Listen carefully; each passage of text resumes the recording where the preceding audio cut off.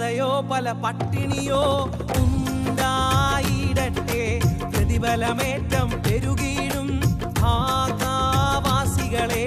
കഷ്ടതയോ പല പട്ടിണിയോ ഉണ്ടായിടട്ടെ, പ്രതിഫലമേറ്റം പെരുകിയിടും ഭാഗവാസികളെ.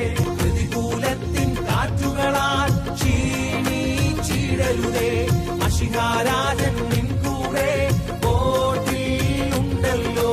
കാഹളനാദം കേൾക്കാറായി കുഞ്ഞാട്ടിൻ കാലേ, രാഹുലകാ